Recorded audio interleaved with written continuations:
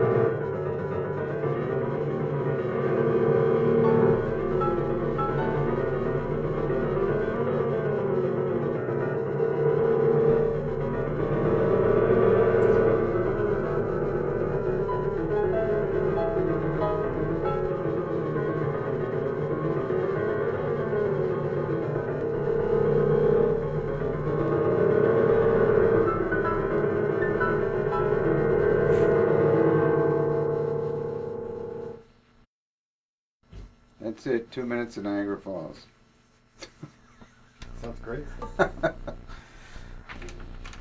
You know, we were talking about these discs being obsolete, so we reuse them. You know, you find them and you just reformat. And so I picked up a disc to. I was going to, you know, clear it off to use for this composition. And it was Beethoven's Fifth. So I left those little pieces of it in there. And I just thought, well, you know, sure, that's about the biggest piece of music there is. Oh, so you went in and you deleted the other stuff and left those signals in there. Yeah, just and worked those around couple, it. yeah. Just a few of them here and there. And then, you know, did some looping and segmenting and copying. And actually, I think he's gonna love it. I'm good. I thought it was appropriate. Childree-esque. I told him that. It wasn't. Well, once he told me, you know, the rumbling, and I told him I was going to go to the falls and listen. And then I actually didn't. But I've been there, you know, a number of times. What I was going to go to listen to, though, was not the falls. It was what else you hear. You know, traffic and kids and birds and, you know, all that kind of stuff. And that sort of ended up being those little snippets of melody, maybe, that float in there. But in thinking about it, I came up with just the idea of some low, rumbling, undulating theme, and so I just sat here and sort of composed one on this keyboard, and then, you know, lengthened it and modified it, and it just sort of grew. It took on a life of its own. I was surprised at how quickly it went. And then I thought, well, I want to put these little things up high, and I went into the, we have a library here, a couple of files of old sheet music, and I wanted songs, you know, waterfall songs. And there's a one line in Shuffle Off to Buffalo that's to Niagara in a sleeper, there's no honeymoon that's cheaper. So I just used there's the line to Niagara in a sleeper. That's all, just that one little bit. And then I wanted By a Waterfall. I knew the song, but I wasn't exactly sure of that snippet of melody, so I went to the file, and of course in the QRS files you can find By a Waterfall. So I found that and copied out the little phrase I wanted, and that's in there. And then I left in the little phrases of Beethoven's Fifth. And then I thought of, you know, the international idea of Canada and the U.S. So there's "O Canada" and the Star Spangled Banner are in there, in the mists. And that was my process. I thought, well, I'll end with the Star Spangled Banner because we're Americans. You know, some of us are Americans. Ah, we have a Canadian among us? One Canadian. Ah, okay. I kind of wonder if you're ever sitting at it and sort of almost composing visually, or does that just visual sense of the way that looks play into how you compose? I would say yes, you know, for composition. For arrangement, perhaps not, because you've got to work within the harmonies and rhythms that you're given. But here where you had, you know, a tabula rasa kind of thing to work with, yeah, the design of it did play into my thinking. And there are people who have composed that way for the player piano with varying results, you know, I mean, you get what you get. But we did a custom roll long ago, maybe 30 years, called Genetic Messages, and they were DNA patterns that, you know, we punched out. A woman in New York just did an installation. I sort of helped her out. Maria Elena Gonzalez, I think. She's been at Hallwalls, yeah. Yeah, okay. Well, she did. Oh, she knows you. Yeah, I think we covered that ground. She recreated birch bark patterns on piano roll and had like a virtual forest was the idea. So I haven't heard that piece. She at the opening there, she hired another pianolist, so I didn't get to go. This was the basic rumble, and then against it in a metrically and otherwise is a shorter little trill thing with his is a descending line, and then here comes an ascending line. Yeah. There's also a sustained note that extends into, you know, the roll is progressing this way. So these things, these happen first. Does that make any sense? Mm-hmm. You know, you hear this before, and it works its way up this way. Is kind of what I'm saying. Right. So this note is depressed.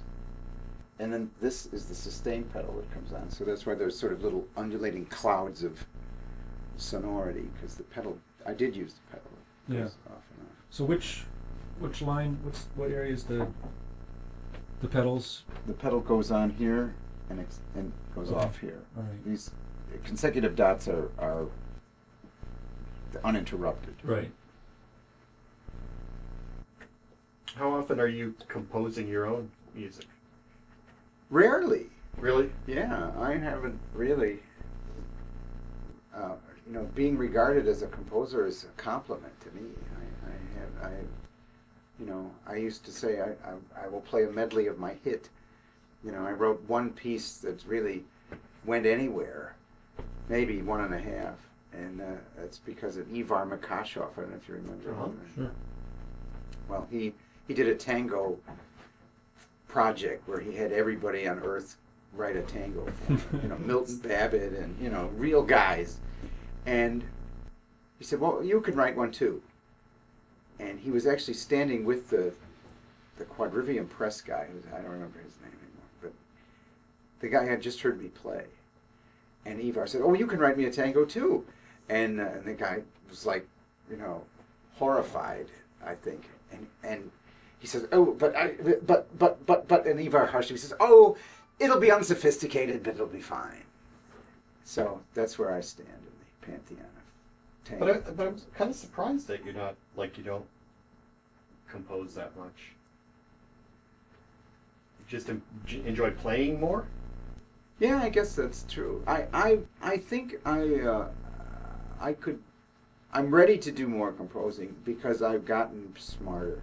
You know, I'm better. I've learned more, and I have more things to write about. Maybe I don't know. I've been playing more and performing more.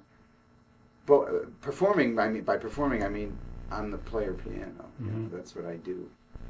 But musically, it seems everything informs everything else. You know, the more I play by hand, that informs playing rolls, and the more rolls I play, that informs playing by hand, and all of that informs composing, I suppose. So, my grandparents had one, and my grandparents were great. I loved them. They were a lot of fun, and going to their house was always, you know, oh boy, we're going to see them, and they had a player piano, which was like just frosting on that cake, and that's really what started it. Old technology, old music making technology, from that point on, always just appealed to me. It had something to do with it being a window into the time of my grandparents. You know, people that I liked hearing them talk about the past. And a friend of mine, do you know David Mavis? No. Anyway, he was over, and you know, my house is player pianos and phonographs, and you know, wind up phonographs, and he said, like, you have no interest in what happens next in technology. I said, I really don't, and that's a sort of a.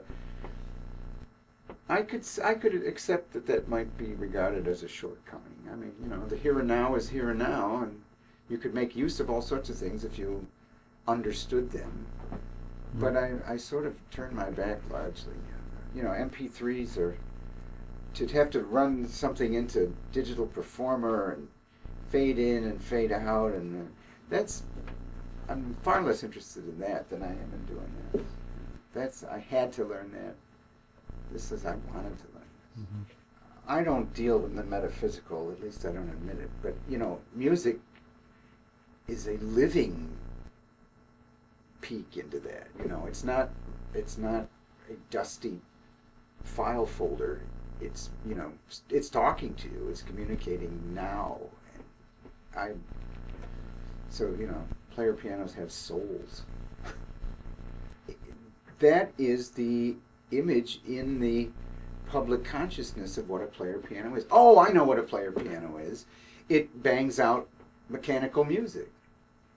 Well, it can, yeah, but it can also be, you know, a sensitive instrument that you can draw all sorts of things out of. I think it's because every time like somebody walks into a saloon in a Western, there's that stock player piano sound that just to give you that hokey atmosphere. Mm-hmm. But that's not, you know, that doesn't really begin to do it justice. We finally capitalized on that and issued a roll called Cowboy Saloon Roll. You know, and people bought it. You know, that's what they want. Da da da da da da da da. You know, just somebody shooting a pistol at your feet to make you dance, and yeah. It started. The connection started about 6 years ago. They did a Dada exhibit, and they wanted to do it. They did an installation of Ballet Mécanique. This, what is his name? Paul Lehrman is the guy who's done his PhD on it and recreated the original score for 16 player pianos. That was what the composer envisioned, but they lacked the technology in 1924 to synchronize 16 player pianos. Right. They just couldn't do it. But now with MIDI, you can, because there are MIDI-driven player pianos. QRS makes the Pianomation system, which is a MIDI-based player system. So QRS lent lent the National Gallery 16 baby grands, MIDI baby grands. So they're arrayed in the mezzanine there, and at noon every day, the guy would come out and click the button, and it would play the Ballet Mécanique, and it was fantastic. You know, it was the relentlessness of it was just breathtaking. And that's probably what the guy wanted and never got, you know, was this machine just playing this music. Well, anyway, I went down to hear it, and I met the development director. Mm-hmm. That's how they say, you know, money. Right, money person.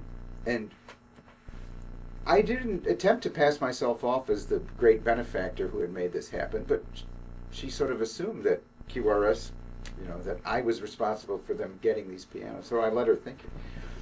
And every year I got a calendar from her. And so last year, a year ago this January, past January, when I got the calendar, I sent her a thank you note. And I said, I've taken my show on the road, so if the gallery ever needs a pianolist, give me a call. And the next day, the music director emailed me and said, we're doing a Ballet Russe exhibition. Do you have music related to the Ballet Russe? I said, sure. And so I actually didn't at that moment, but I knew that I could get it, and then I gathered in everything I could find, you know, that related by composers who wrote for it, and I played them all and evaluated and whittled out an hour-long program. And the one composer that I wanted to represent that I couldn't find anything on rolls, there was only one made, and I couldn't even get my hands on that, was Eric Satie. Nothing had been done. So. And he did that great ballet with Picasso sets, called Parade. Right. So I made Parade. I gave a world premiere piano roll of Parade. And they had recently found 2 missing pieces of it. That had always existed in like 10 segments for orchestra and 8 segments for piano. There were 2 parts missing from the piano, and they found them finally. Somebody dug them out. So now it's not only the premiere, but it's complete. And so I had a great time, and they recorded it, and I just got the CD, and I'm, you know, nobody's more critical of their work than themselves, I think. But I can bear to listen to it, and I'm enjoying it. You know, I know of course I know where all the mistakes are and the things I wish I'd done better, but it's so much fun. All this cool stuff, you know, the Stravinsky and Mio and Debussy and Ravel, and it came out great. I was very happy. Well, I'm just babbling on and on now. Well, should we Can we see some manufacture the roll? machines? Sure.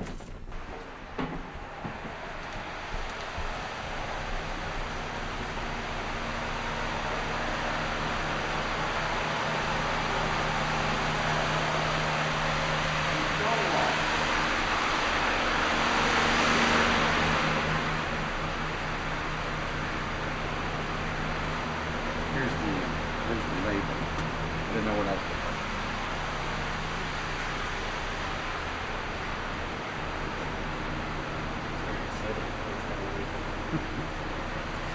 Well, where'd Tony go? I'm going to them. I'll check the men.